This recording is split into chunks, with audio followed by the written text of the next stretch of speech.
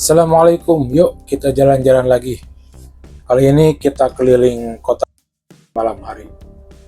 Sambil kita ngomongin tentang Saher, yaitu kamera tilangan, dan juga asuransi ketika kita kecelakaan. Oke, kita mulai tentang Saher, yaitu kamera di jalan-jalan di Saudi, seluruh wilayah Saudi itu semua sudah diterapkan yang namanya kamera tilangan. Dan bentuk-bentuk kameranya itu ada yang disimpan di atas, ada yang disimpan di bawah. Nah, itu fungsinya bermacam-macam. Contoh kalau untuk yang di atas itu biasanya difungsikan untuk merekam apabila ada pengemudi yang tidak menggunakan sabuk atau pengemudi sambil menggunakan handphone. Bahkan di satu wilayah tertentu itu kamera di atas pun sudah diberlakukan kamera kecepatan. Kan biasanya kamera kecepatan itu disimpannya yang di bawah yang berbentuk box ataupun di tiang panjang. Nah, di tempat-tempat tertentu kamera di atas pun sudah diberlakukan untuk merekam kecepatan kendaraan. Jadi untuk teman-teman yang sedang bekerja, yang sedang mengemudi di wilayah Saudi, dimanapun kotanya, harap selalu berhati-hati, jangan sampai gaji kita habis dipakai bayar tilangan. Di sini saya akan mencoba menggambarkan macam-macam ataupun model-model kamera yang ada di sini, mulai dari kamera atas, kemudian kamera yang di bawah, kemudian kamera yang di lampu merah, dan lagi asuransi bagaimana ketika kita menghadapi insiden yaitu kecelakaan, apa yang harus kita lakukan akan kita omongin di sini. Yang pertama kita bahas yaitu kamera yang di atas. Seperti yang sudah saya ulas tadi bahwa ada jenis kamera yang disimpan di atas itu melalui tiang, ada juga yang menggunakan disimpan di loha. Di sini disebutnya loha. Kalau di Indonesia itu disebutnya rambu-rambu petunjuk jalan yang di atas itu. Nah, kamera itu disimpan di atas. Nah, itu fungsinya yang pertama untuk merekam apabila ada pengemudi yang tidak menggunakan sabuk keselamatan. Juga ada pengemudi menggunakan handphone saat berkendara. Yaitu bahkan di tempat-tempat tertentu itu apabila kita melebihi kecepatan pun sudah ada kamera di atas itu yang menerapkan kamera kecepatan disimpan di atas, tapi baru di titik-titik tertentu, biasanya di jalan lintas. Selanjutnya ada jenis-jenis kamera yang disimpan di bawah, bentuknya macam-macam, dan fungsinya pun ya hampir sama sih sebenarnya kalau fungsinya, cuma bentuknya yang macam-macam. Ada yang berbentuk kotak, ada yang berbentuk kontaknya agak langsing seperti ini, ada juga yang disamarkan seperti gerobak ataupun kayak tong sampah gitu, ada dorongannya. Ada juga yang dikasih tiang panjang bentuknya kotak.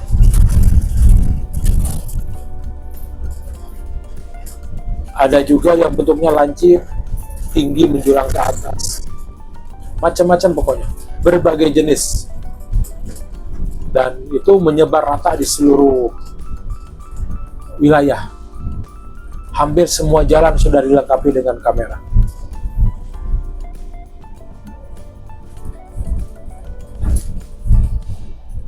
Nah, ada juga yang disimpan di lampu merah. Nah, itu yang sangat fatal.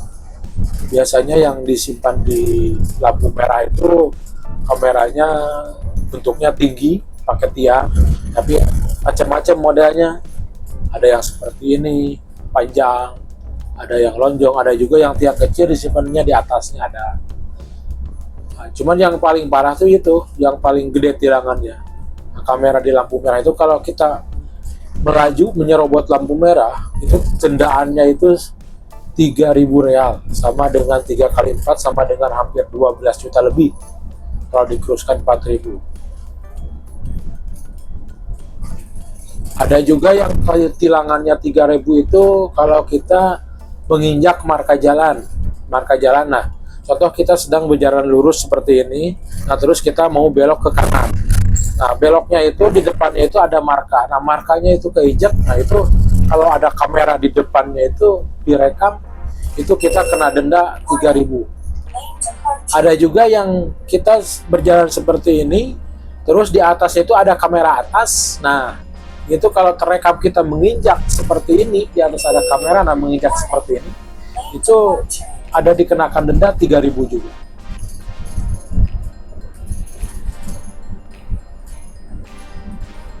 Nah, kalau kamera yang biasa itu tilangannya itu harus macam-macam.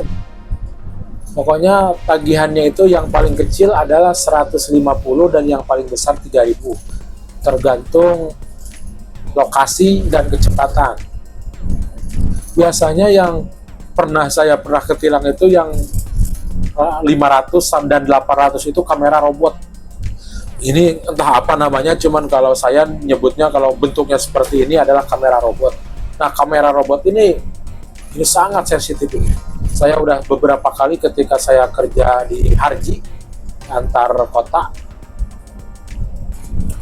itu kecepatan mungkin diharuskan kecepatannya di bawah 50, sedangkan saya kecepatan di atas 80. Itu pernah keluar tagihan 800 kamera robot. Jadi kamera itu banyak yang disamarkan, terutama yang robot seperti ini. Nah, kalau yang kotak, yang box itu masih mending, masih kelihatan. Ini yang robot-robot ini ada juga yang disimpan di dalam mobil. Ada kamera robot seperti ini, cuma dia disimpannya di dalam mobil, mobilnya di pura-pura parkir pinggir jalan. Ada juga yang seperti itu. Ini macam-macam bentuknya.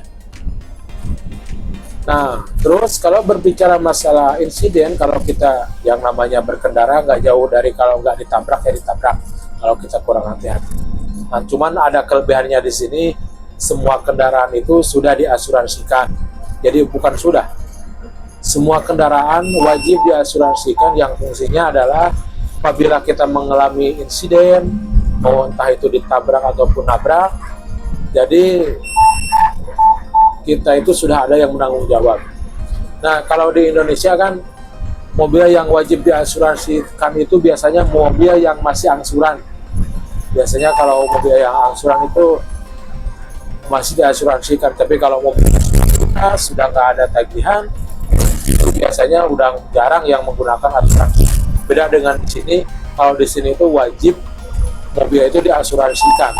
Nah, kalau mobil ketika ada razia nggak ada asuransi itu kena tilang. Tapi ya yang namanya dimanapun lokasinya, yang Badung, yang Ngeya ada juga. Di sini juga banyak mobil yang nggak diasuransikan, biasanya orang-orang Badung, orang-orang. Nah, cuman biasanya kalau kita insiden dengan orang Badung itu paling banter ya dia kabur, karena dia merasa nggak punya asuransi, ya dia kabur. Cuman kalau di sini kalau kita mengalami insiden itu seberat apapun, separah apapun, kita nggak boleh beranjak. Jadi kalau kita lihat berinsiden di sini, walaupun di tengah jalan, itu kita tidak boleh beranjak sampai nunggu petugas asuransi datang.